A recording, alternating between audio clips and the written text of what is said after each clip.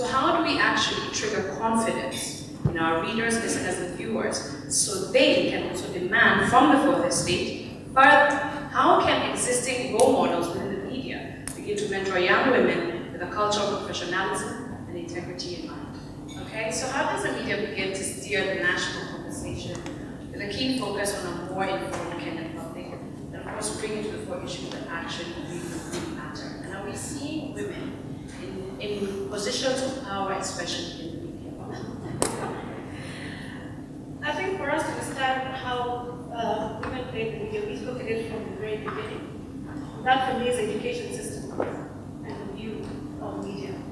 I met a lot of young people, and one of the things that has come out, a lot of them look at the glamour behind media. Yes, specifically I'm talking about broadcast media. So you find a lot of young ladies coming and saying, I want to go to university to study journalism. But their understanding of journalism is standing in front of a camera, like what Julie Bishop does in her show, what Kobe does in her show, and talk to the public. And even that talking to the public is not about what they're saying, it's how they look. And because of that, I find that there's been a lot of, I think, misrepresentation of women in media. Because broadcasting, yes, is part of media, but it's only one part of media. We also have print. And because of that, whereas the rest of media seems to be moving ahead and embracing women issues, print almost appears to be 2 decades behind. And the reason for that is because it is almost entirely male-dominated. There are not enough women coming out to talk about women issues. That's the first thing. And the second thing I think we should probably explore as we continue discussing is content versus commercial considerations, because that is what drives almost all media owners. We, possibly with the exception of Kenya Broadcasting Corporation, which is a government-owned agency, at the end of the day, all media owners are in business to make money, and sometimes some of the decisions that they make regarding the content and regarding what they put out there has a lot to do with what those commercial considerations are. And thirdly, I'd like us to talk a little bit about the new media, and specifically what social media is doing to women in terms of how they're being portrayed and basically what is coming out as being important. So there are all those different considerations, but for me, the most important one is starts with education. We need to start educating our girls to look at media as more than just one aspect of media, and then from there maybe we start seeing change coming. But in terms of our women playing an important role, yes, they're playing their role, but can they do more? Definitely, I think so. Perhaps you could give us Kenya perspective on West Africa and specifically for print media. Print media is formally, I use them as a tool because we can make reference to it in a very long time. See, the electronic media is perfect, is good, but you can easily forget what you see, but you can't forget what you read, because you can always go back to it. You'll be shocked that some people have a newspaper magazine that they've had for 20 years. They still have it in their bedroom. I met a lady sometimes back in West Africa and did an interview for her, and then she showed me a paper, rickety, she's over 60 at the time, rickety looking paper, but she treasured it. She held it, she brought it back from somewhere, like from her archive. It was a story of her. So she really treasured that piece of her story. It's a Cinderella story. When she came from nowhere, she came to Lagos as a house girl.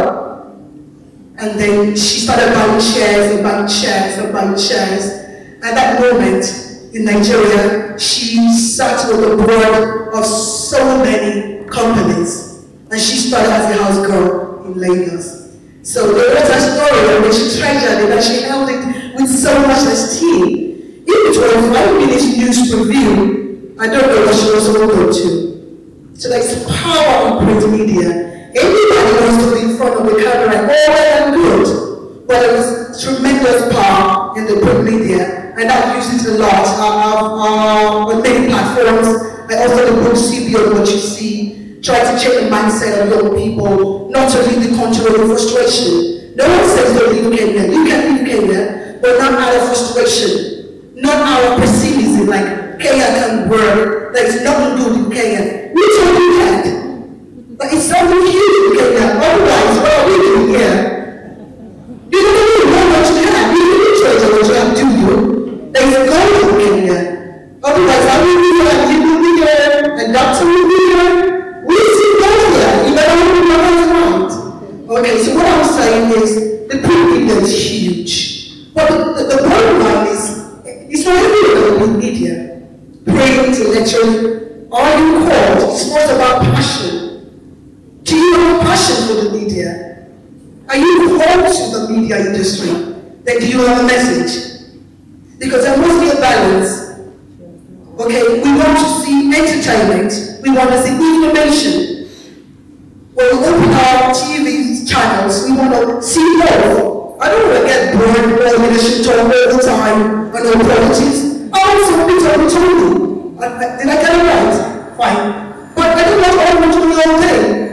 I want something sensible as well, something I can learn from, something that can inspire me, something that can make me dream, something that can make me aspire. Because words are real. Words can either make you or break you.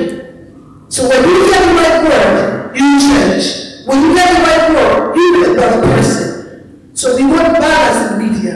We want entertainment, we want politics, we want economy, we want everything that will make a woman thorough, a perfect woman, a total woman. Media is amazing. Praise and actually, whichever one you find your passion, go for it, because you can do it. Thank you. So Jill, you wanted to give us a very, very keen look at what your journey has been as a man in Mozambique, and of course dealing with issues of gender-based violence, and how your show has been impactful on this particular topic, and all the human interest issues that you deal with that affect women. How has it been received in Mozambique? Thank you. So I'm sorry for my English. It's very, very bad, but try to. Yeah. 5 years ago, I thinking that I'm something like a stupid man for women, because I analyzed my behavior, and I analyzed also behavior of other men, and in that time I decided to start to change transformation. Talk about transformation this morning. In this way, I learned some steps. When I see that it's possible to change, so I believe in change. You know? So it's possible also to make other people to change the social context, because in context where women and men doesn't have the same right, we will never develop. I decided to change, and I went to my director. I said that, director, I have some experience, you know, and I would like also to share with the people. So I need to host a TV show that called it that means real men. You know? But it doesn't mean that I'm a real man. So we have to discuss about what it means real men. And I want to bring men to discuss about it. And my director said that 5 years ago, said that, oh, forget about it. A program where we will discuss about what masculinity is, where we discuss about gender issues, that is not attractive. So we lose our audience. I said that, okay, if you let me do that, give me 3 months only. Please give me 3 months, we'll try it. And he said that, okay, do it. And I started with real men TV show. Looking for social change, bringing men to discuss about what has been masculinities, the masculinities, relationship between masculinities and the gender issues, like gender-based violence, HIV, fatherhood. So we discuss about it. Say these issues, they became attractive for the people. The content, we will think that we cannot produce, cannot determine us what's the content within. We have to ask our target. We have to be near our target. And we are now near our target. We ask it, what do you want to see discussed on TV? So they give us the issues, and this at community level. And we take this community level at the social media, like Facebook. So now we have more than, on our platform, social media platform, we have more than 20,000 people following us. Majority are men, but we have both men and women. In this field after social media, so now we know what the people or what our targets want to discuss. So we took this for TV. So there we are sure that we are doing something the people want to listen with us. We are not discussing only between men, but we take our discussion to the community. So we believe in change. We have some results on this. When we talk about violence or violence against women, one of the factors, for example, in Mozambique, is that if women cook badly, men can beat. Some women believe in this, most of men believe in this. And then we created a section on our TV show that called it Men in the Kitchen. Men have to know, have to learn to cook also. Because there you will know that cook sometimes, yeah, it can come good, but sometimes it can come bad. So last year, 2014, we had 1,000 men joining us. They can voluntarily participate in Men in the Kitchen training. I've been in the media industry now for 15 years. I can't believe it. Things have changed significantly, but not enough.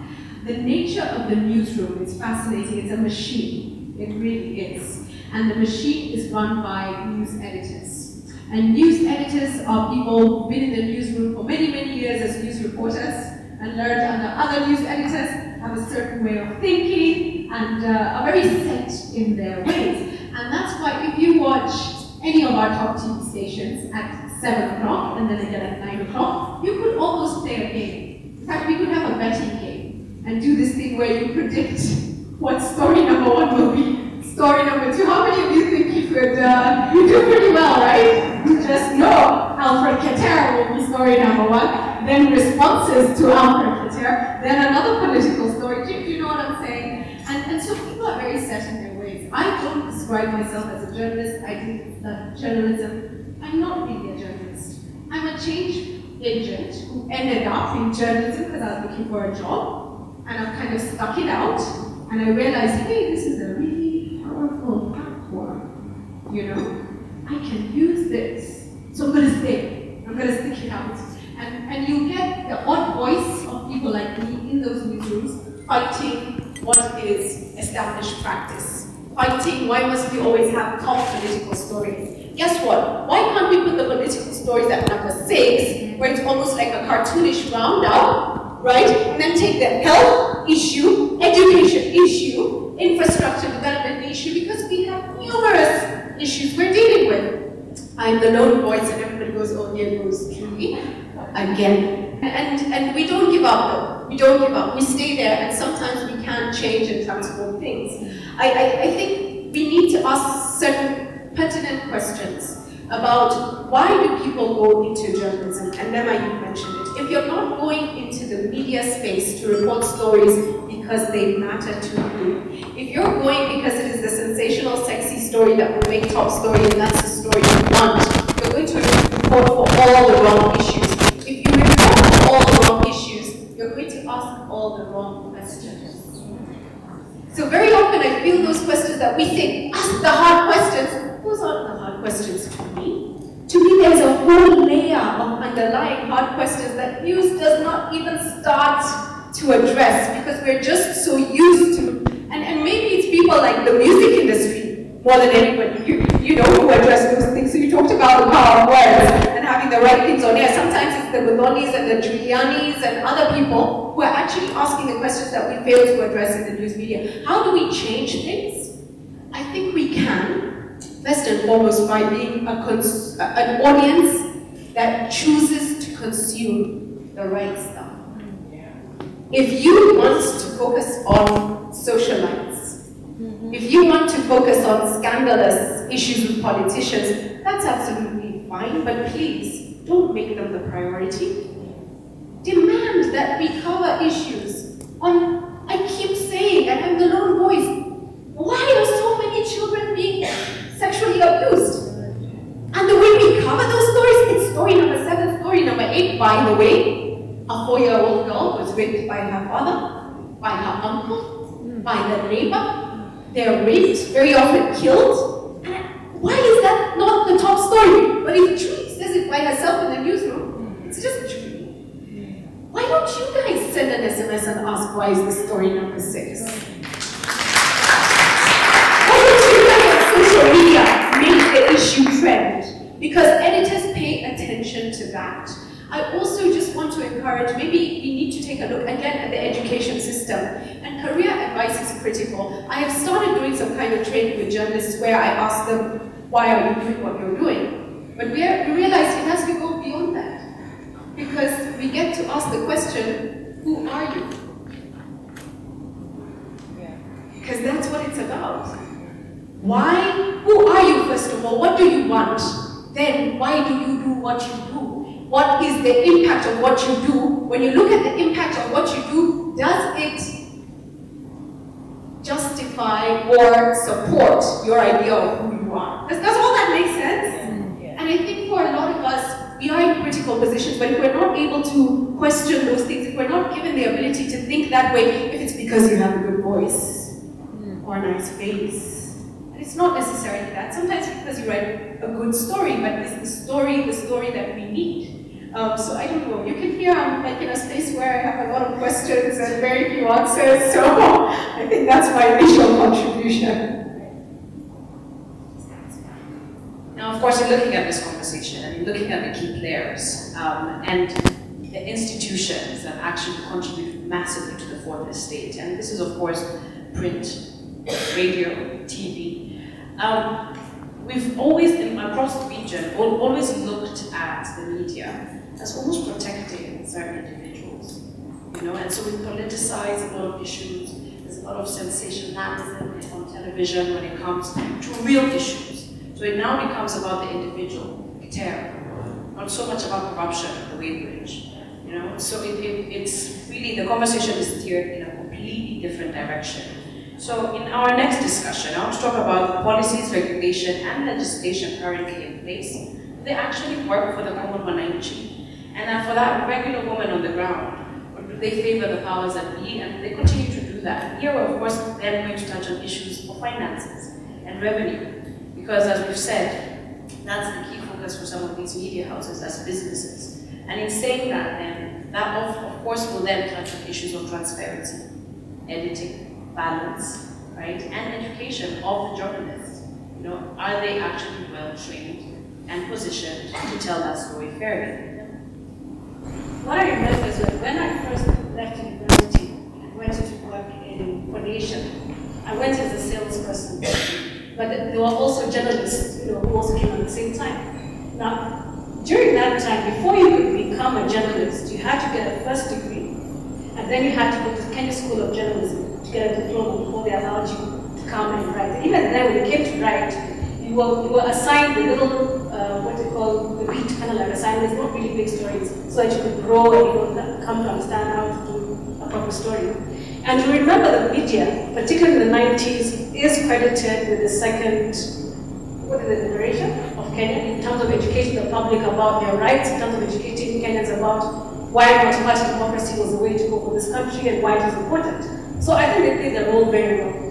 But things seem to have come apart at the seams when we got into the 21st century, where now suddenly we move from having 2 or 3 major media houses, maybe the Nation Media Group, the Standard, and I think KBC, to suddenly we have over 120 radio stations.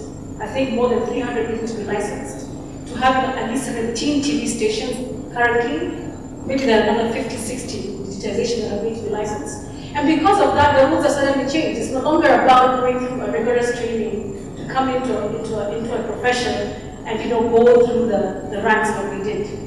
And because of that, at some point, I wouldn't say it's for all media owners. I think some media owners do remain true to the principle it's about educating, about informing the public for the public good. But then there are those who have been bought by political parties. You find that politicians own radio stations. Some politicians own TV stations. And you see when that is allowed to happen, what it basically means, you will never be able to know what the true position is of a particular media station on a particular issue. And that has kind of like muddied the waters. But that said, I don't think all is lost. Because there are still a lot of journalists of good repute, whether in print, whether on broadcast, or whether on social media, who want to get the real story out, who want to do the best they can for Kenyans. And I think for the ordinary person, we've reached a point where I almost think that Kenyans are numb. So many things have happened in terms of our society, whether it's political news, whether it is the difficulty of the economy, whether it is the failing social fabric, to the point where what was once abnormal is now almost normal. And that is the inertia, I think, as media, we must get Kenya out of, because that is where we are.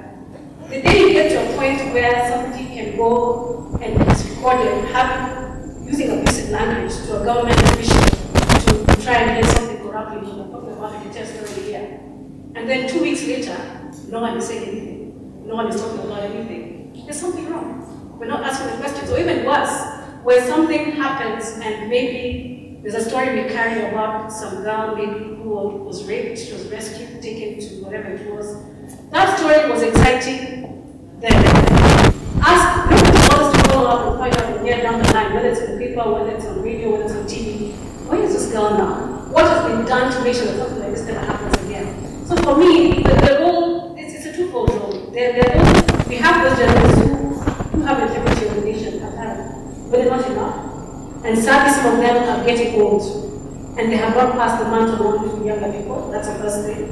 And secondly, for government agencies, I don't know what happens in other markets, but I find it very uncomfortable that you can be a politician and own a medium, which can influence a lot of people. So maybe in terms of regulation, something needs to be done, but that's my view.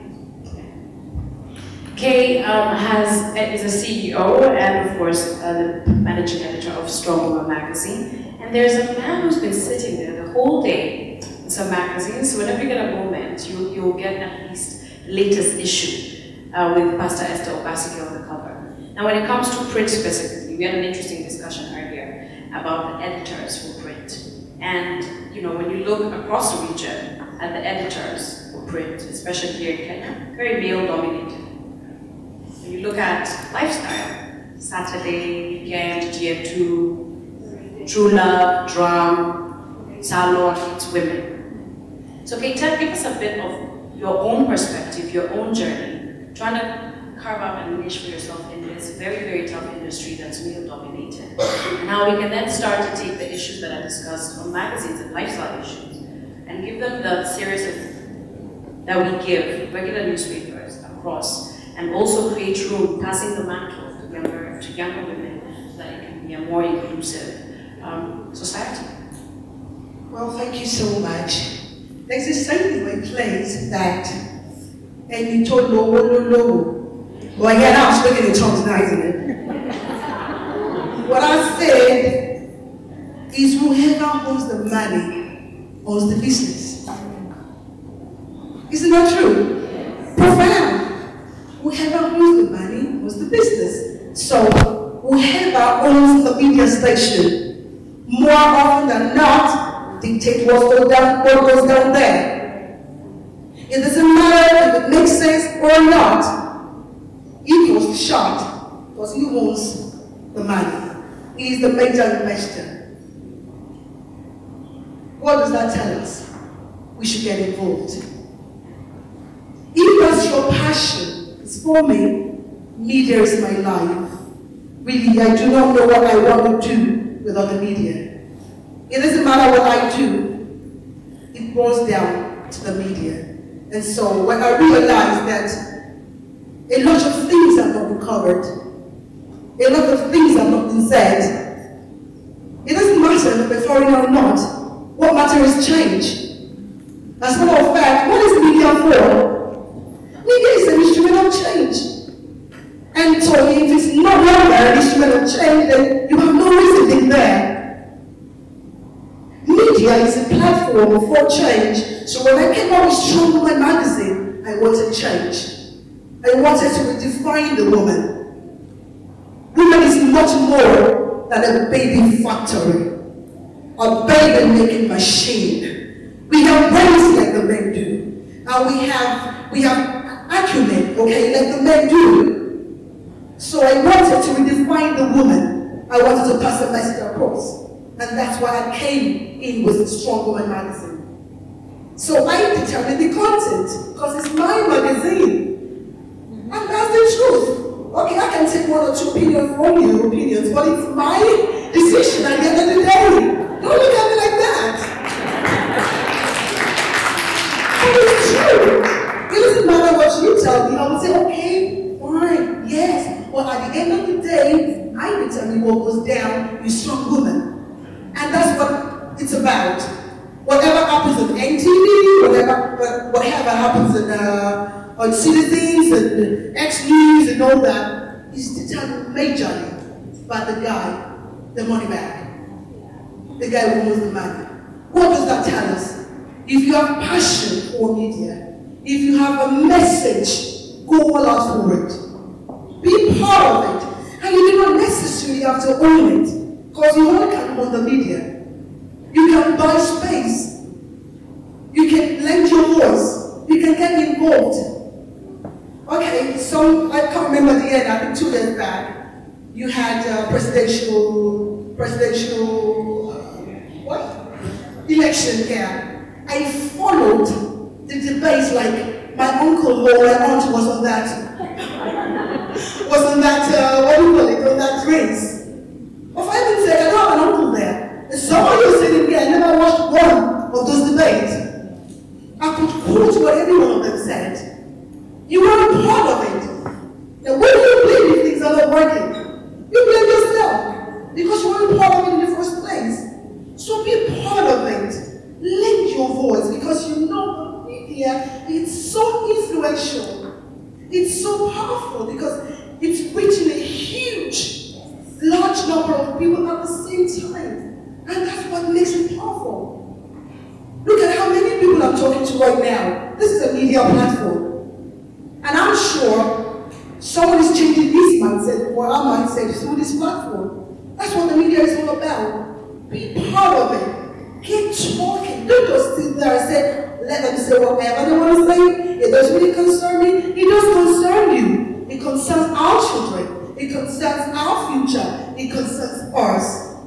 Let's be part of it. We don't necessarily have to buy the media. You can tweet, you can Facebook, you can phone him, and when make sure when you're part of it, make sure they're making sense. That's true. Make sure they're making sense, because if you do not have anything to say, it's better you don't say anything. But for some of us who are loaded, for some of us who want change, especially the likes of women, because we form the largest part of the population anyway, so anything that has to do with women has to do with the world. So let's be part of it. Let's get involved. Let's get talking. Let's just lend our voice and make a change happen. Thank you. Jim is here today to tell us about how impactful his show has been in terms of dealing with issues and, of course, in engaging with men, the ones who actually matter when it comes to some of these serious issues.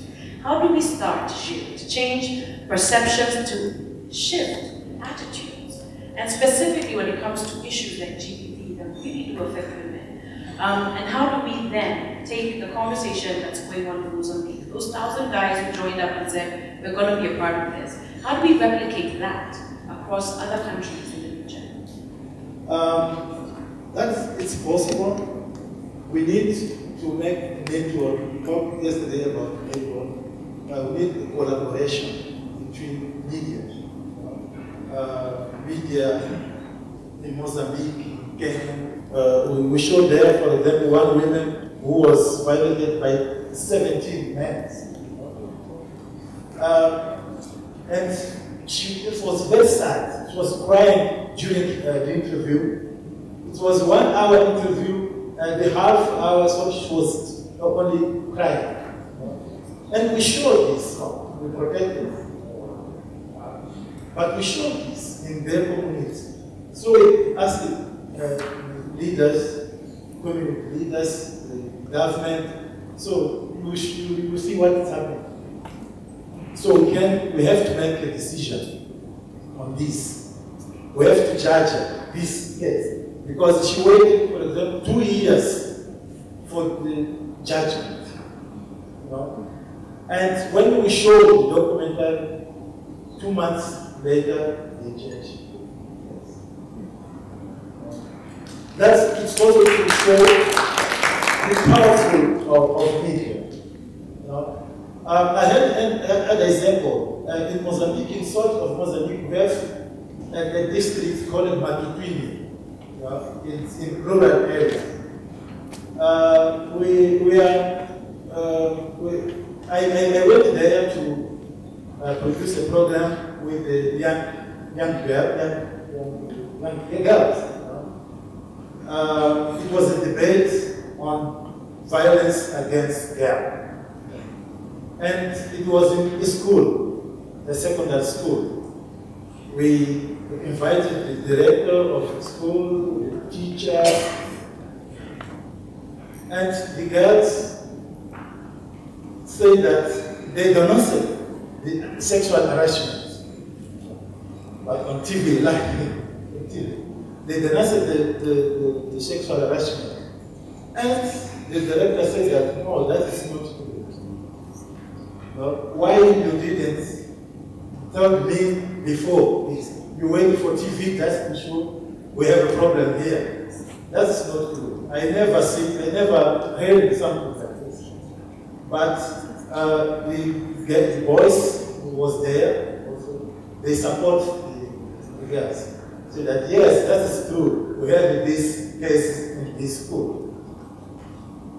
And I took the reportage, the debate, to the education minister. I showed you. Look what's happened in Matupini. The girl said that we do not have a place to denounce this case because the teacher are doing it, the director are doing it, the police are doing it. So we do not have. In rural area, it's very difficult, you know. But when we showed this, the Minister of Education, one day later, they sent the inspector and they expelled the direction. So just to show, if we use media, we can really change it. But also media would like to say that it can be good, but also it can be dangerous. You know?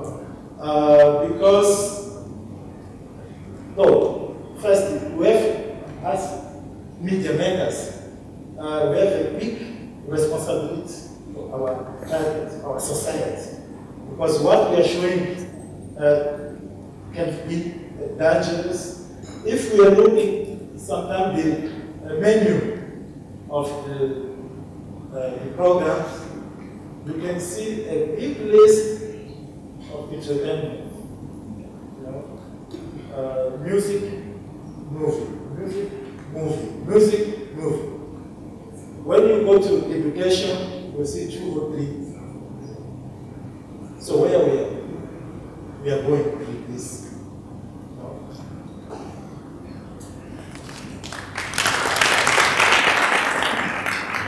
Can I just follow up on the issue that he's raised? I think it's an important issue. I think it's important to recognize a lot of people may not necessarily want to watch news or documentaries or talk shows. So as Africans, we have to embrace other forms of communication or production to tell real stories. So my disappointment is that we do a lot of slapstick comedy, yes? We do a lot of juju drama, and we do a lot of telenovelas, don't we? But how do we introduce quality dramas? And mother-in-law does it in a sense. There's some that do it, but we need more dramas that actually are able to take the issues that people face in their lives. Or for me and for the production company I set up, we want to start doing historical dramas. That's a really big one. Where have we come from as a country? What did our grandparents go through? You know, who are we? And some of those issues that are so important, even sexual violence, can be best covered in movies, dramas, series. I mean, you just think of UN Habitat and how many documentaries they've done. But then we watch Slumdog Millionaire, and all of a sudden we understand the slums in India. You understand what I'm saying? That's an international perspective. So I do think entertainment can be used to further even development issues. Now let's talk, of course, about credibility within the fourth estate, which I think is huge. And the way citizens and the masses actually view the media. Yes, sometimes we're good, sometimes we're bad. They love us one day, they hate us the next. One day we're banded in with a government who does all wrongs. One day we're banded in with, why didn't you do this? What happened to this follow-up? Was it balanced? How do we reignite credibility and confidence within the fourth estate, and how do we start? So I think there are 2 things. You know, we talk a lot about speaking truth to power, and I think speaking truth to power has 2 aspects.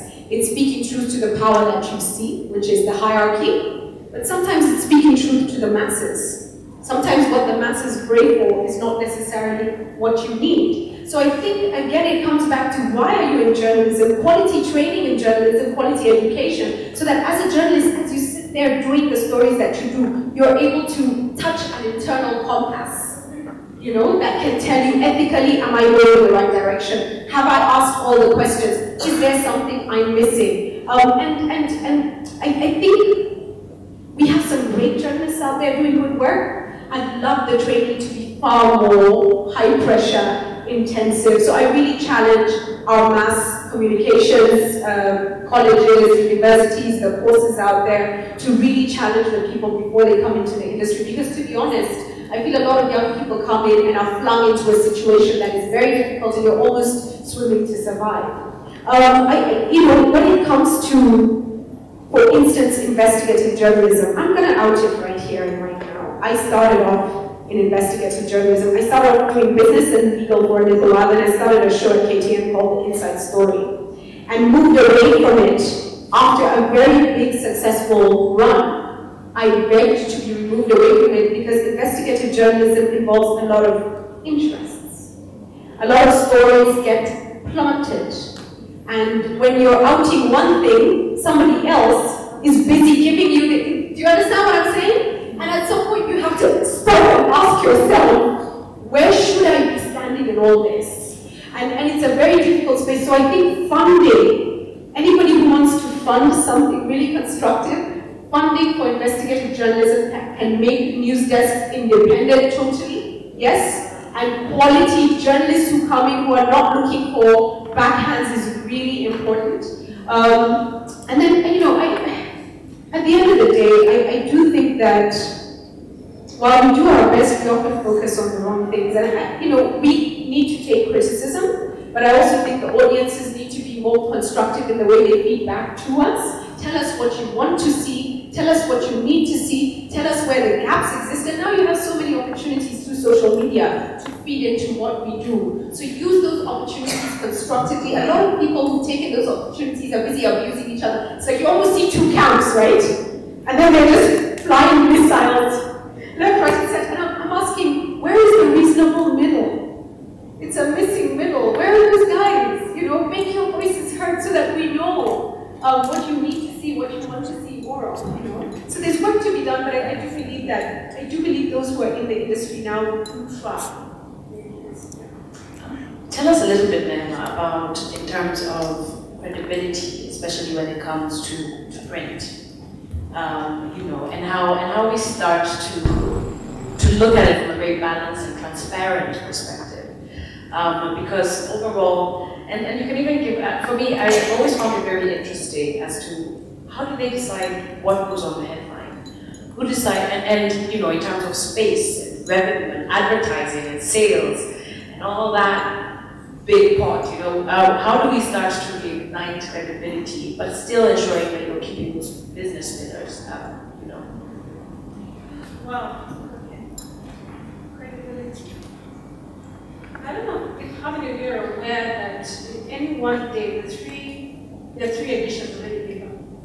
In other words, a nation you see, for instance, in Nairobi is not watching 5 minutes. Last is not watching 5 minutes. That's the limit. And why that is because ultimately the stories that speak to those regions are different. The story that speaks to Western is not the same story that we speak to Coast, is not the same story that we speak to Central. Not many people know that, yeah? One of the challenges I remember I had when I was in distribution was we would be sitting. There's a story of national importance. Not necessarily important because of the implications it have on the country. But then you find much of that story should have been a headline. It could not be your headline because if you take it to a particular region, you're not going to sell. You're going to have high returns. Yet remember that every newspaper that you produce has a cost element to it, in terms of newsprint, in terms of ink, in terms of distribution. So, it's very sad to admit this, but it's true. What used to happen sometimes is you would look at a story, you know it does not deserve to be the #1 story, but you will go with it as a #1 story because that is what will ensure that you maximize your sales.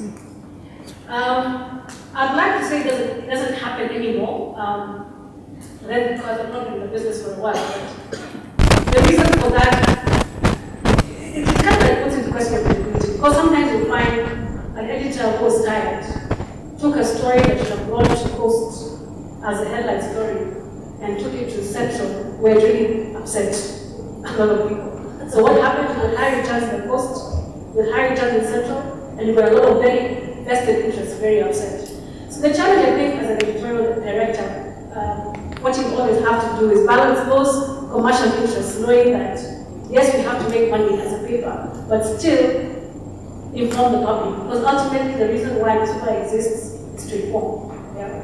So that has always been a challenge. In terms of managing credibility, one of the challenges I had was when I was in Standard.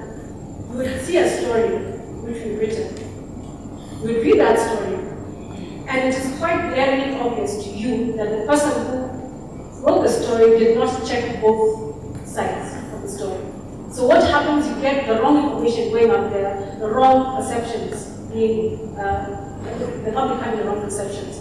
So we should spend a lot of time doing damage control, because now the people are very upset, calling and saying, you did not check with my company to verify this has happened. You guys, who's paying you to write the stories about us? And sometimes nobody is paying you, just someone who does not pay attention to detail. So the challenge is always trying to ensure that when you're speaking to the editorial team, is to tell them, look, this is story. You've given me this angle, this is the angle you want to go with, but what is the opposite angle? Have we covered ourselves on all bases such that if anybody ever questions us about what we wrote, we can stand with our heads held high and say, we stand by our story. That is something I don't see happening often now. In fact, too often I'm seeing media houses apologizing, saying, Yesterday we ran a caption that said, the CEO is sorry about this, we apologize. That never used to happen because we need to check facts. It's about checking your facts and making sure that everything is balanced before you go out there. So whose responsibility is this to ensure integrity? I think it goes both ways. One, it's obviously the media owner, you need to, because you have a reputation to maintain. But also, I challenge the public, because sometimes the public takes wrong information, and that's you guys here. And it just, it snowballs. It snowballs, and then therefore the lie becomes it because it's told often enough. So you also have a responsibility to point out some of those things to us. Sorry, Kobe, before you ask my next question, I want to say something here. The truth of the matter is, people want change. Because if you don't want change, you won't be sitting here all day. You came here because you have a passion for change. Those days where you dump things on people, those days are gone. People truly are waiting for change.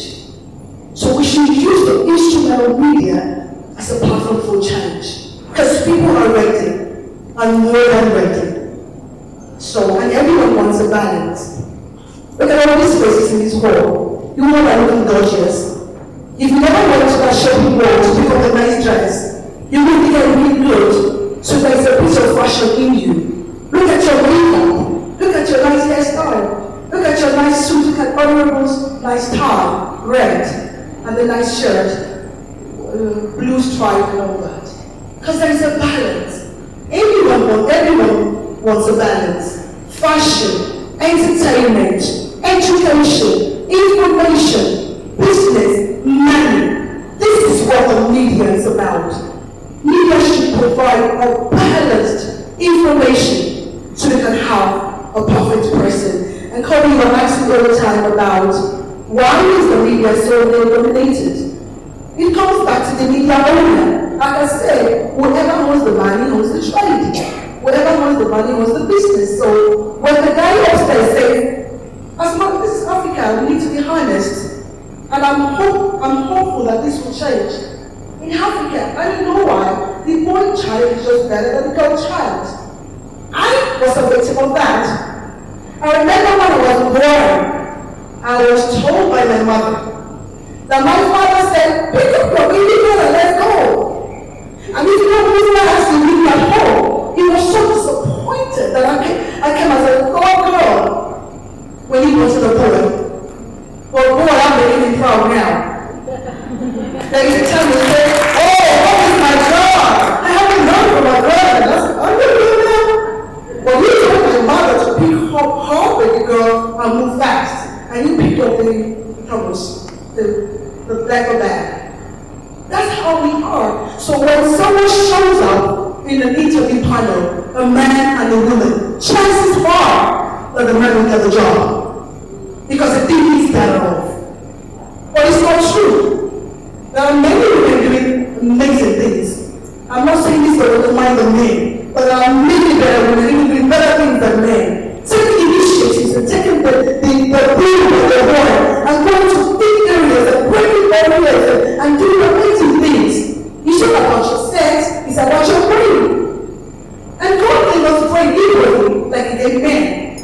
So when we start to take off that sex mentality, that gender mentality, it doesn't matter for a man or a woman, it's about do you qualify for that job. They will have women everywhere. We have women as presidents, as governors, as media players and all that. So we should stop thinking about men, women as a weaker vessel, or as a less privileged gender, or as a less, I don't know how to put it. We are equal, and that's the truth. God gave us brain, we went to the same school, we went through the same lecturers and the same professors, so what makes you better than me? For God's sakes. So because these men think, and they hold the money, they call the shot. So because they think the men are better, that's why they get the editor job, the news manager job, and then they give the little jobs, the fashion style to women. We can do anything that men can do, but we are doing it right good. Thank you. I want to steer this conversation, of course, as we draw to conclude, of course, we will conclude with social media. It is a monster, all right? It is a big conversation. It will be the third day just to talk about social media. But for me, what I really, really wanted to touch on, and it is so important, is the image and the perception of the woman on our screens, right? When it comes to women representatives, when it comes to role models, when it comes to women in power, CEOs, MPs, doctors. If you think back in the last 2 years, 3 years, in terms of the scandals that were out there, and in terms of the line, draw the line right in the middle, and you start to look at, you know, how, for example, Gladys Chalet's case was treated, as opposed to Kater's case. You know, when you start to look at our women reps and how they're represented on social media, when you start to look at how people will speak in parliament and in terms of our integrity, where are we? And if we let our audience, our viewing audience, our listening audience, our readers, start to determine who and what matters in front of our screens, and where we headed, Julie? Okay, thanks for that. This powerful story, I think it's by George Orwell. It's a short story called Shooting the Elephant. Just Google it. I think it's by George Orwell, and it always reminds us that sometimes you have to step away from the noise I had mentioned earlier of the crowds to decide what the right thing is. And I think perhaps the line to draw is Nancy Baraza compared to Keter. You know, there was this uproar against Baraza, you know, we should know people. And yet, you know, will Keter be treated the same way? Maybe it's still early days, I don't know, but I somehow doubt it. So it's an interesting one. When it comes to the image of women and maybe the sexualization of women, I'm on a TV screen. I'm very clear about the fact that the way I look will determine whether you stay with Sunday Live or not. So I'm going to dress smart. If you caught me on a day at home, I'll be in jeans and a t-shirt. I don't wear dresses often, but I want you to watch Sunday Night.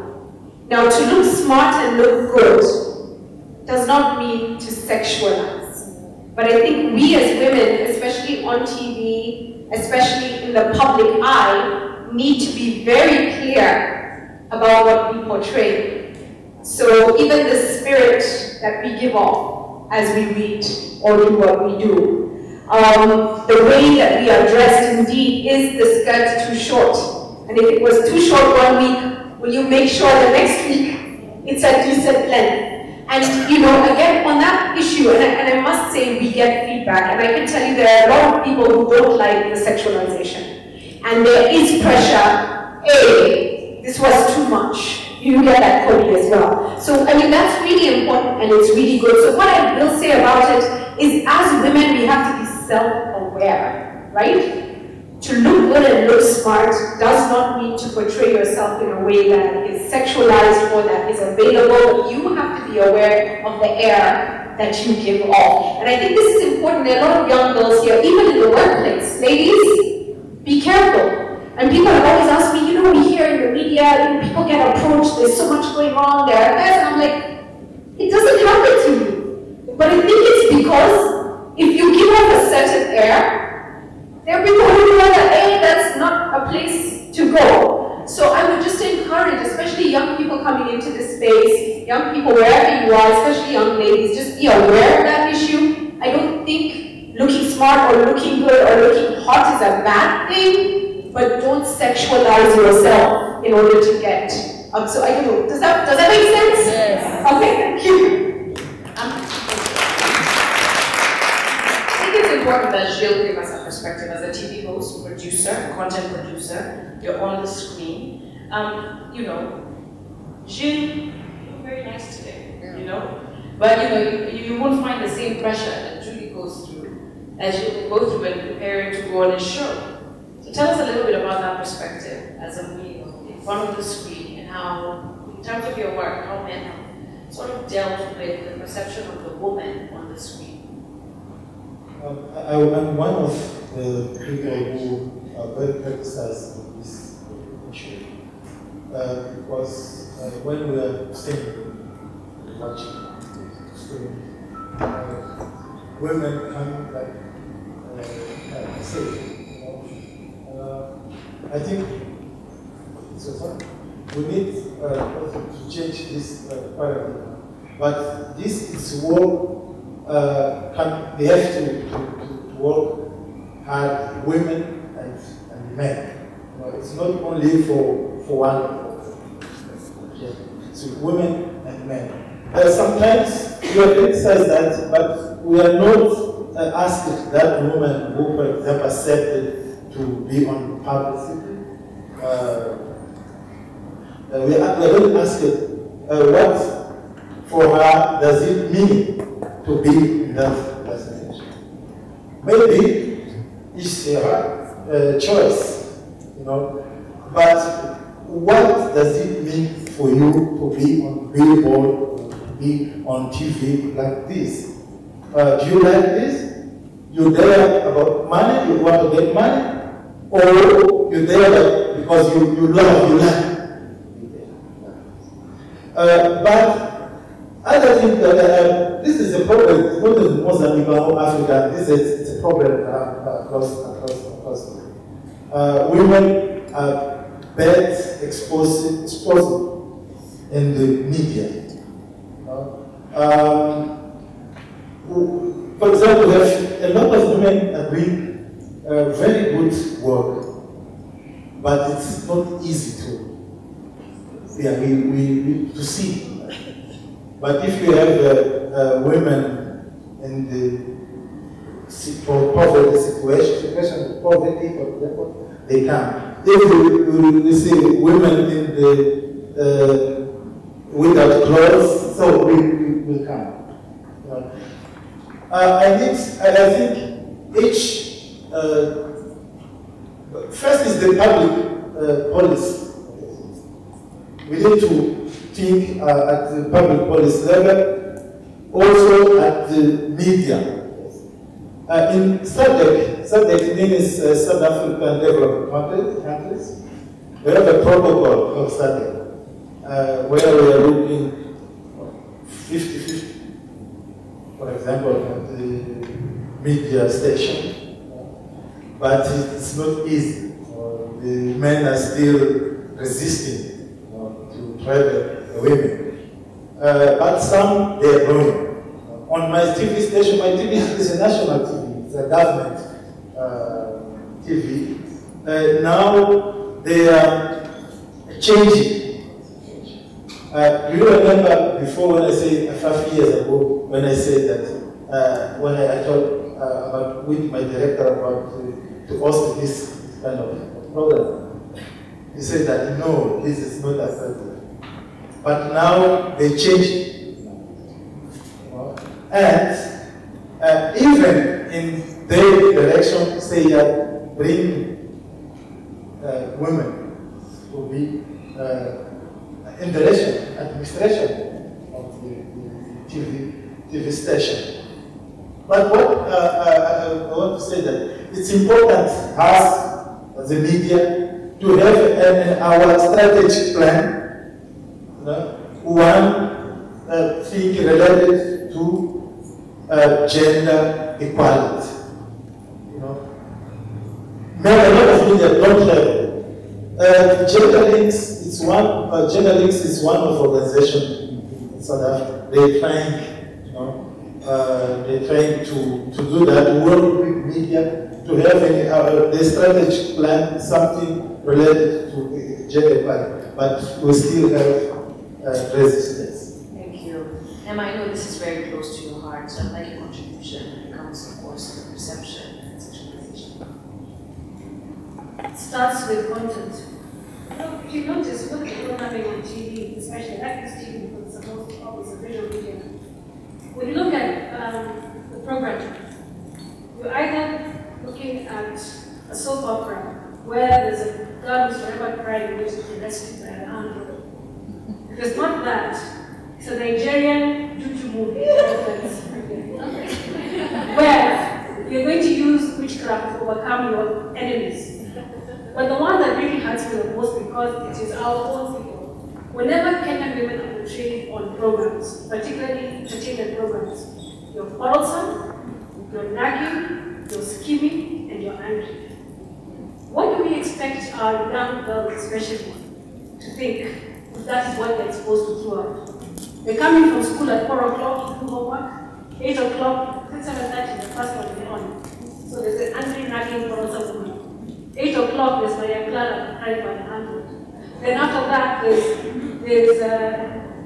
what even is Mecca crying for whatever it is. So when you look at it, that is the 4 hours of TV, and all of it is just about negative perceptions about women. We cannot expect change to come. So for me, that is something that really bothers me. I would like to see programming change, and I don't subscribe to the fact that that is what women want to see. Because I look at you, you're sitting here. How many of you actually sit and spend your entire life watching those soap operas? But the programming manager seems to think that's exactly what you want to watch. Yeah? And unless the change comes from us, we can't expect to see anything different. And in papers, it's not that much better because there's hard news. You know, your political news, your page 1, your page 2, there's one space in the back. Then we talk about the women's section. There's Wednesday magazine, which talks about, okay, it's family. That's not bad in itself. But why don't we see topics that talk to women in the real, whether it's on Sunday, whether it's on Wednesday, whether it's on Friday? That needs to change, and again, who's going to change it? We have to now step up and really make our voices get heard. As we're winding up, we've run out of time, and of course, we do have to take stock of everything that we've done and talked about here. What are the take-homes, right? What are the outputs? So, of course, for my parting shot to my dear panel, I'd like us to address the issue of social media. That can work for us, and it can also work against us. And how do we then take this conversation that's happening here right now onto social media, immediately, in real time, and spearhead this conversation? I'm going to start with you. Okay, before I go to social media, 1 minute, I want to ask a question. Who chose our future right before you right now? You chose yourself. So whatever you wear on TV is your choice. So it's very individualistic. So what does that tell us? Let's dress discipline. No one chose my outfit for me. And gosh, I've got an amazing comment today. I think I'm the one that has the highest compliment today. It's all. And I'm not showing nothing. Everywhere is covered. So you talk about showing off the booty or the cleavages. That doesn't make you beautiful. Dress the way you want to get dressed. Secondly, social media. I wouldn't say social media is bad or good. Social media assumes the character of its user. That means social media in the hand of a bad man is a bad social media. And social media in the hand of a good guy is a good social media. So what do you do when you're on that platform? Do you go auditing for a married man? Or do you go send a sensible message? So it's not about social media, it's not about the platform, it's about the user. What are we using it for?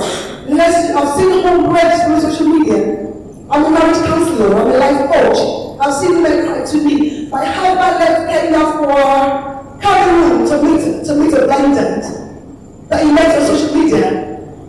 That's not fair. Let's do all the good things on social media. Last thing I want to say, if every woman dared to step out into media, we were joking telling Julie to go and start a TV station that she loves, because we know we have content. We know we have reasonable things there. That's what we're telling about. And she's showing away.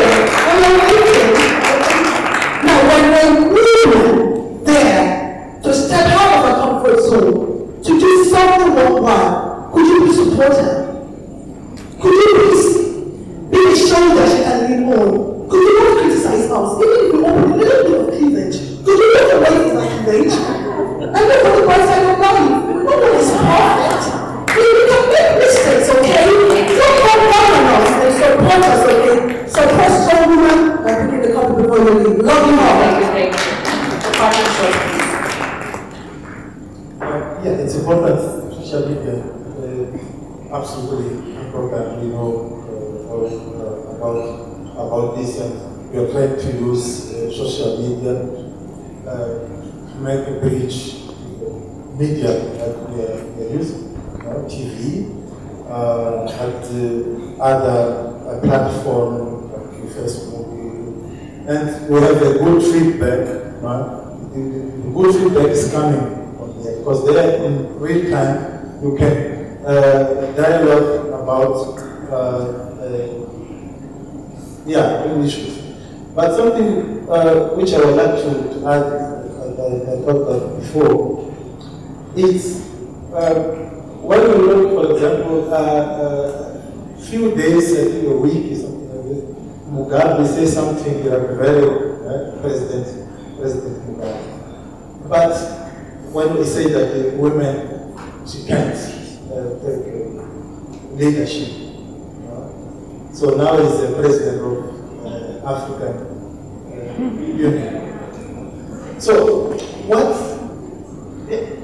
we are studying, what was the reaction of the society? What was the reaction of media? I think as with the media, we can take this discussion to our society. What does it mean, what which Mugabe said? Thank you, Julie, your parting shot. Thank you. How many of you don't know I have a beef with social media bloggers right now? Who doesn't know I have a major beef with social media bloggers? So I'm taking this fight to the courts, and I'm willing to walk a very long walk, because I think in Kenya we have accepted the freedoms and we have abused them. And I'm telling you something today. At a national level, the bloggers are playing a game. They will start the Kilimani Bloggers Association, the Westlands Bloggers Association, and it will come small as what you will find yourself. Named, accused of all manner of things. You never know what can happen. And my word is that, at some point we have to embrace responsibility. In media, and Emma has mentioned, it's been a shame to see retractions, clarifications, apologies in the media. It's a bad thing. It's just as bad, if not worse, on social media because it travels so far, so fast. So we have a responsibility to say, who do we follow? Because when I follow someone, I give them an audience. I give them a platform to share things with me. Follow the people who are doing productive things. Unfollow and keep away from the negative spaces. Block them. If each of us do that, we start to transform, and then people start to notice, oh, if I'm productive, I'll get more followers, and if I get more followers, I'll get sponsors. Does it make sense? So force people into a space where they're being responsible. If we don't do that, we and our children will pay for us not raiding social media. And that's... And the final parting shot from Emma. I think for me it's very simple. Please remember, virtual space is not real space. And the real test, I think, was elections. Where on social media, Kenyans said all manner of things that I think quite comfortable how the election was going to end. But when the push came to shove, the real people are the ones who voted, and the leaders we have are the ones we have. So please don't confuse the two. And there's no such thing as a secret identity. Don't imagine that you say something to us here, and then go and hide behind a computer and talk picture, and at some point it's going to come out. The truth is out. So please, social media is here to stay. It is part of who we are. But the question is, are you going to use it as a tool for progress, or use it as a tool to kill us? Thank you very, very much. Please give a huge round of applause to my amazing panel. I like this discussion because it looked at different regions, West, Southern Africa, and of course here at home. Let us continue this conversation online. Let us continue networking. This day is not over. All right? Follow everybody on this platform and start that conversation today. It is so, so, so important. Right, so we're going to, of course, take a moment, right, to take a look at what we've achieved in the last 2 days. And of course, the media will be there, and it is at that point that we want you to interact as much as possible, right? Because now you'll have a bit of time to kind of, get your thoughts together and see what kind of contributions you can make to this. But for now, we're going to transition into, of course, looking at yesterday's panels and breakout sessions, and what kind of results and objectives and outputs came out of that. Thank you, everybody.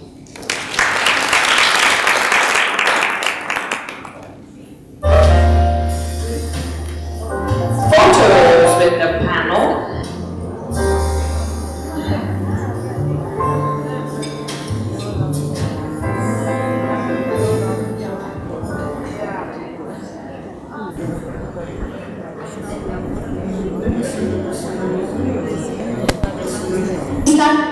media.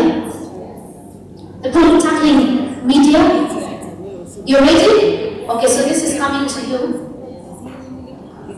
So just share with us what you decided. What's your take home? What's your conclusion? The conclusion we have on our table concerning media is that the female media personalities or TV or radio may mentor young people who want to enter into media because usually they are lost. Secondly, we wanted that the media can shape and steer women positively. Like, usually you see a woman, either we are angry, we are beating other men, sexually, such things. And lastly, that the media may put positive programs, whether on radio or TV, that mentor or give a positive light to the young people. Wow, excellent. Let's appreciate them. Well done, well done. So you're having like the Philippines one mentorship, young ladies we mentored to shed light on women with positive light and 3 positive content for the next generation, yes? Kobe, take us through that session. What do you think of that? I think that is very, very crucial, paying it forward, mentoring, and ensuring that this process, and the process of integrity, especially when it comes to media, is passed on, right? We've talked here very clearly about proper training of journalists, and educating and allowing for different voices on different issues. So I like that idea as well. And of course, where the media is going when it comes to the digital migration, you will get to hear a lot more of the citizens' voices. You will get an opportunity to be heard, to be seen. Step out, all right? Let's change the rhetoric. Let's take the microphones from the politicians and the politics and the sensational news and start talking about real issues, NQ Media Table, their contribution. Excellent. The next session we had was Women in Future Industries for Africa. The table at the back, please take the microphone to that table. Thank you so much. Education, the bedrock, brings tears to my eyes a lot of the time.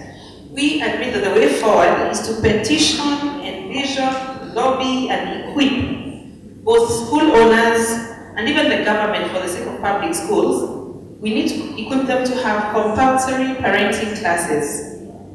What this will do, the teachers will have a partnership from the parents. Parents will get practical ways of parenting. We're not just going to assume that once you've given birth, then you're a parent. We give them an opportunity to learn practical ways of parenting. Then children will be purposefully, with intention, taught character and moral values. So schools will no longer be just academic. The parents to boys, for instance, will start actively pushing the boy agenda because you're saying we need to empower men from when they're boys, right? So the parents of sons will want to push the boy agenda in that parenting forum. Parents to girls will also see the value in empowering men from the time they're boys. So if we have compulsory parenting classes in schools, we're going to repair that basic foundation that forms society, which is the family unit. Thank you. Great, and I completely agree. Of course, that was the connecting thread through that conversation is developing students, individuals of character and integrity, so we can see a less corrupt society. We also talked about changing the purpose of education. Too much we've been thinking about it being getting a degree to get into a job market that now cannot absorb you. So thinking in terms of self-employment, like what Rugoni was talking about, and encouraging that, expanding vocational training. Training people to do what they want to do. So don't force them into engineering and being a doctor and being a lawyer. They want to be a plumber and that's needed in the market, let them do that. So trying to expand how we view education in our system, in our country now. Another one here, to cultivate leadership skills. We see too many students, and I heard this in the conversation, in the 844 system especially, having passive learning. We don't have students who are thinking critically, who can think creatively and think themselves out of a problem. We think more of that to allow students to respond, to give ideas, and if it's something they don't agree with, to actually voice that. So I completely agree with my group there, and those are just a few additions that I had to the conversation. Excellent. Excellent. I absolutely love for parents must attend mandatory parenting classes, isn't it? That's amazing. I know there are schools that are doing that. Well done. So the next one, men looking in, we didn't get to hear you out. Is it this table? Okay, excellent. Men looking in. We looked at men being mentors, especially to women, because men, most of them are in the front line in entrepreneurship, politically and socially. The men can also stand up and stand for the family and push the children, especially the boy child, and even the girl, and give them direction on how they are supposed to grow up to be. Then we also we looked at the initiatives coming up in the counties, especially the Kiambu County, where there was deliberate positions created, or rather positions they came up with, and quite a number of women got many slots. And then we also came up with men involvement in men empowerment, and not only taking the girl child, we also have the girl and the boy child education. Wow. Yeah, I think that pretty much quite covered the outcomes that we drew from that session. The only thing that I would add is men empowerment. The men empowerment. It was interesting to see that men themselves agreed that men needed empowerment, and that women were already empowered, and what we did was to empower the men to see how they see women. So that was very powerful. I think also using information, women getting more access to information, so that they can be able to use that information to make decisions and to make investment decisions and to be progressive. And then, of course, men becoming the champions. I remember Eduardo's inputs on the CRM, where he actually said that what we really need is men transforming how they are thinking and how they're being a barrier for women. And that is good that when men say that, it means that they're aware. But on the flip side, before he said that, remember he said that men don't get it. But ideally, they do get it. They get that they don't get, you know? So that's a good thing, isn't it? Yeah, and to say that because they agree they don't really get it, they're ready to say, you know, help us to transform how we think. That I think is really, really great. Because we start to sort a problem out is to know where the problem is, isn't it? But that does not mean or imply that men are the problem. I think we're both partners. But it's good that they're aware of what they need to work on in order for us to be partners who are beneficial to each other. So I think that sums it. Excellent, thank you. I must say, we are very impressed by the outcomes you've come up with. Honestly, isn't it? I think every team, wow, well done. Which, is it women technology? Transformational leadership, go ahead. From here, how do we create a collective movement to move this forward? So it's really good to know how this platform can actually harness the contribution of each person here to actually move this forward. You know, through networking, through getting in touch with what each one of us will be doing at our various levels when we break out of here. And at a personal level, we appreciate that what we gathered is that these spaces we don't have to wait for these spaces to be created.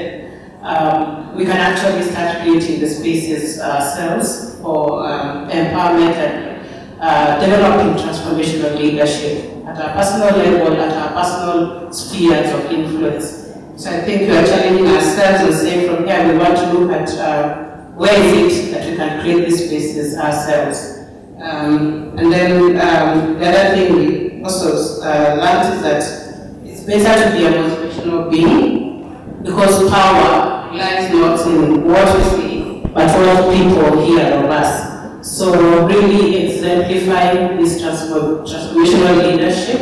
And I think from what we've had for the last 2 days of people actually presenting their own journeys towards transformational leadership is actually living it. And that is what we'd like to take from here. And also looking at it in terms of a long-term, it's a long-term, it's intergenerational. So we should not be looking at small projects, but but transformation is also about the long term, the generational impact.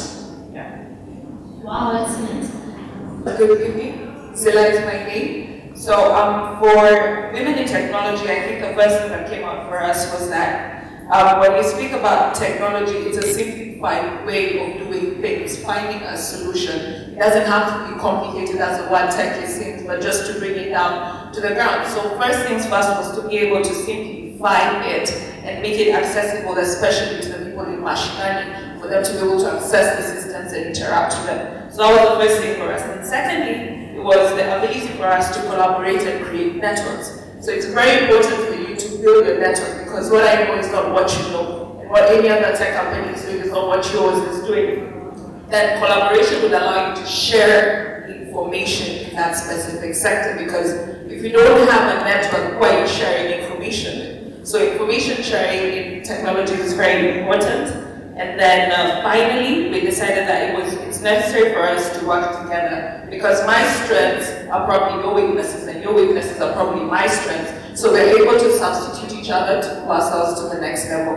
And finally, mentorship was very key, so that we can allow the young people to be able to tap into these resources. Thank you. Thank you.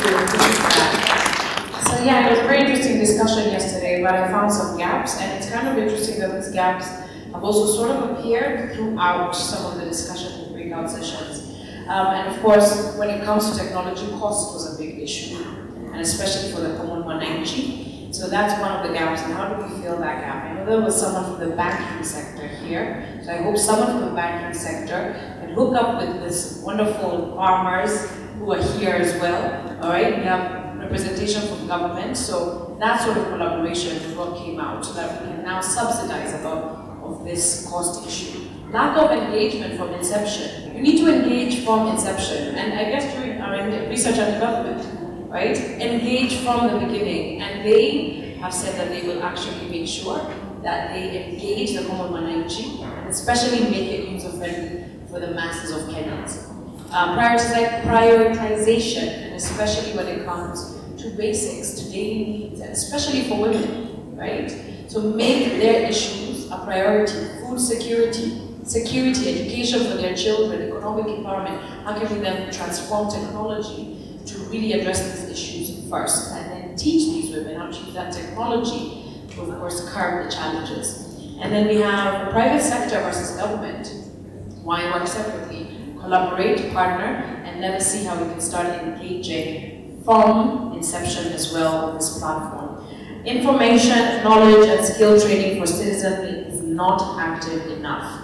And why is this the case? So we looked at different sectors: education, agribusiness, and the mentorship part of that, which is under education. And what's coming out very, very clearly is that we're not engaging enough with techies. And there's so many in this room. Raise your hand if you're a techie. Go ahead. Yeah, Casey's over there, all right? Exactly. All of you are techies. So let me tell you that if you use a cell phone, okay?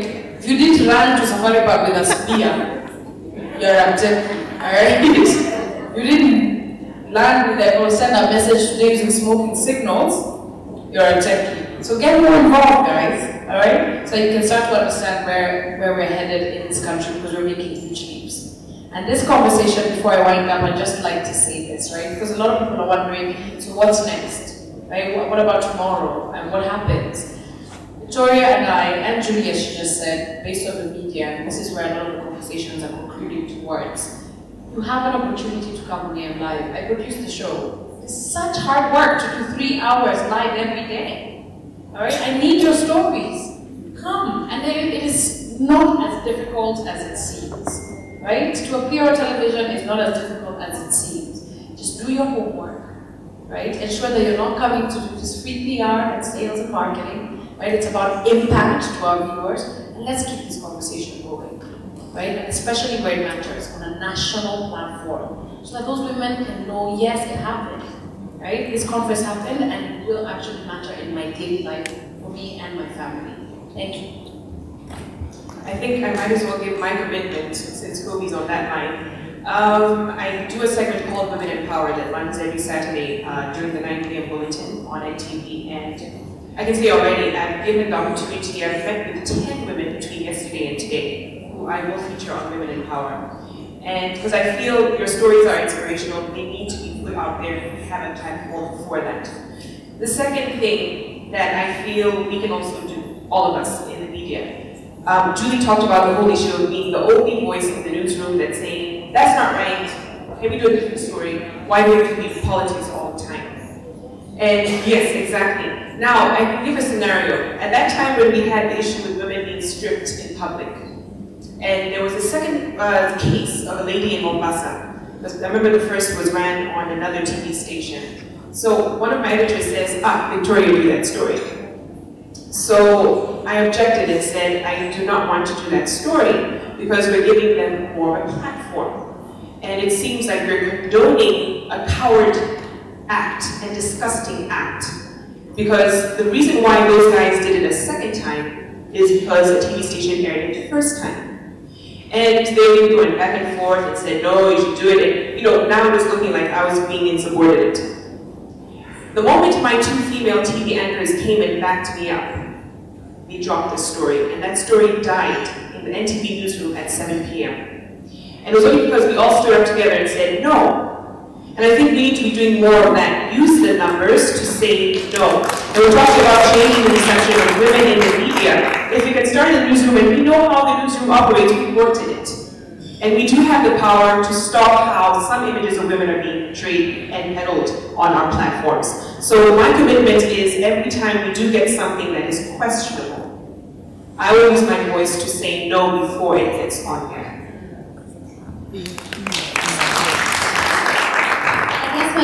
I'll do the same thing. I was to show, mine is more youth-oriented, so it's about the future.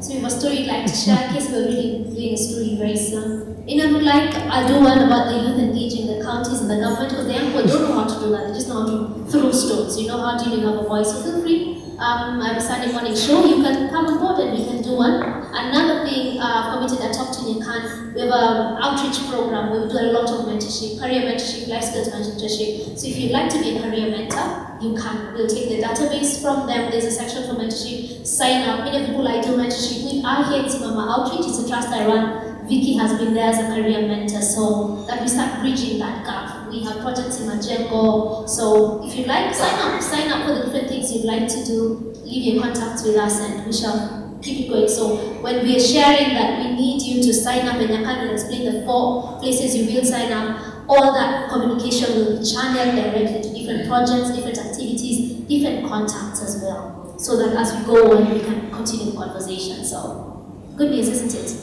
Great. There's one more. Okay, great. So go ahead. All right. We were discussing about collaboration. Our key highlights were that we will build networks that last. We should build networks that last. Create bridges for great people. Bring our sparks together as women to form a fire. Make remarkable change, bigger change than we have been making. Discard culture, what we are used to, what we've been used to seeing. Dream and actually actualize that dream. And our recommendations forward are that we start groups in the sectors that have been mentioned here, education, IT, media, and so on, to begin meeting quarterly to engage in the ideas that come up in the collaboration, and that these groups would report on the accomplishments that they have in the next meeting that we have. Wow. Excellent. Would you bring a favor to us, please? Allow me to say this, that's my older sister. Oh, nice. Okay. There's a table right there, the lady, I think in orange or pink. Would you stand so that the microphone comes to you? Good evening. So we were discussing the women as a catalyst for social and economic transformation. I think 2 main points came out very strongly. There was the Leadership Transformation Institute, that is a partnership, I think, between UN Women and Kenyatta University, and we could leverage on platforms such as that one to see how, not necessarily to bring women like from mashinani to come to KU, but how do you decentralize such programs? Kenya, in the spirit of revolution, everything is going down to the county level. So how do institutes like this get presence down in the rural area so that the women who want to access this kind of platforms, they can? And one of my colleagues here was very keen to point out that such programs have to answer certain questions if you're looking at the rural woman. What do they really need? So a curriculum that exists in such an institute can probably not be the same for women in Homa Bay as it will be for women in Vihiga County, for example. So the needs is very important as you tailor-make a curriculum for the rural women. We focused a lot on the rural women in this discussion. And then the where, the when, with whom, who's being trained, who's doing the training. Is it compelling to the women? Are they attracted to such institutes because they stand to change their lives? So the women need to also be attracted to whatever package is there in such institutes. And then of course, the all-important but always ignored monitoring and evaluation of these programs. So we do so much, but the reason why we have little results to show is because nobody monitors, evaluates and reports on what is happening on the ground. I think the other part of it that touched on economics really was about the chamas. Someone said chamas need to be transformed into these very serious businesses and not just women chit-chatting about the spa and the salon. So the chamas need to become registered as serious businesses or companies. The young people, we cannot forget to talk about our young minds and how we need to start business orientation for the young people from an early stage. Also the land registration, there's someone who brought up an important point about registering land as a company or as a commercial entity so that it protects all family members and not just entitlement for the men. And we finished by giving an example of one of the counties that in my capacity I've been able to visit, which is Homa Bay County. I was surprised that back in 1973-74, there was a Homa Bay Women Empowerment Center that was put up.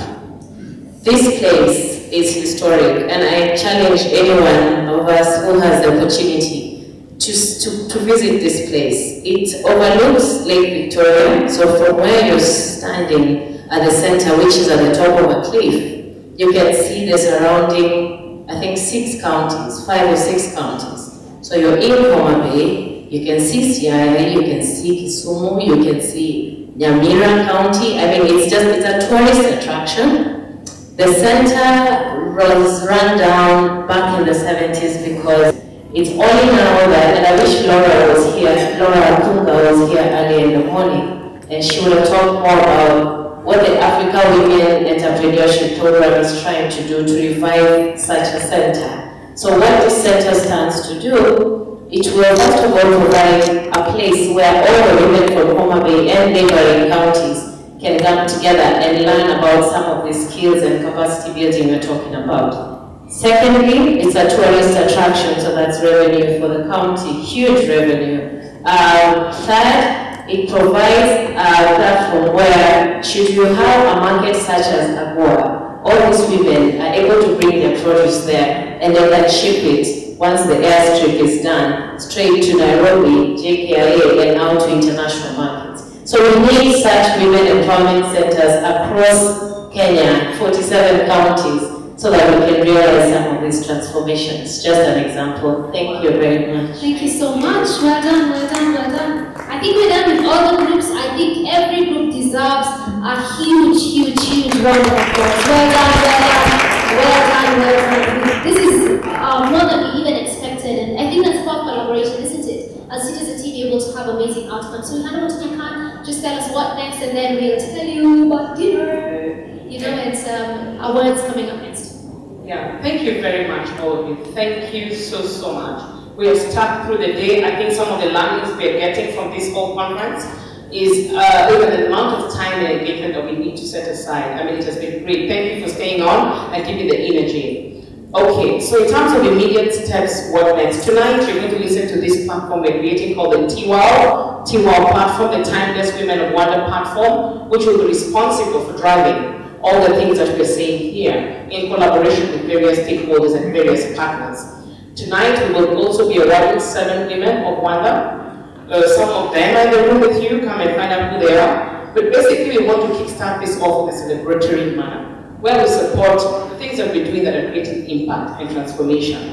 A lot of you have also spoken about continuing the conversation and being engaged. And one of the things we're going to do, and it's interesting that someone here said quarterly, we know to meet, is what we're calling working groups. Because there are going to be things that will come out of this, some initiatives that will need to be fine-tuned, and you need to be part of it. I really hope that you will leave your cards up there, okay? And say where it is you need to be involved in, all right? So that we continue to immediately get in touch with you and to involve you in these cross-sectoral working groups that will be driving some of these conversations and initiatives. So expect that from us. The other thing that is obvious is we've all seen the power and impact of media. We're definitely going to be looking for a media partner to continue this conversation and to spread awareness and empowerment and transformational mindset and attitude agendas through the media, looking at development issues and everything. And of course, we're really very good conversations with the media people that you have seen today. Very exciting, but this conversation needs to happen. A media partner or partners that are going to continue to have these conversations. We're looking at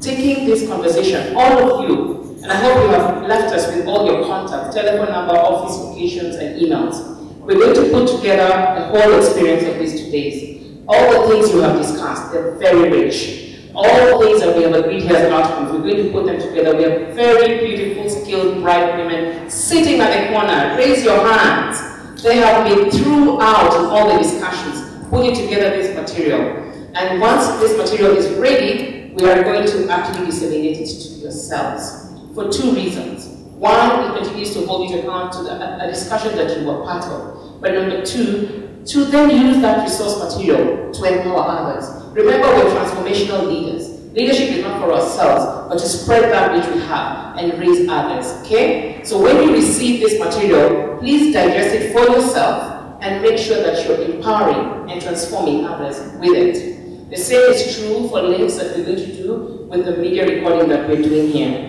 Various instrumental clips that we will do, and we will get sent to you, the delegates. And once you receive that again, disseminate it to other people who can be transformed.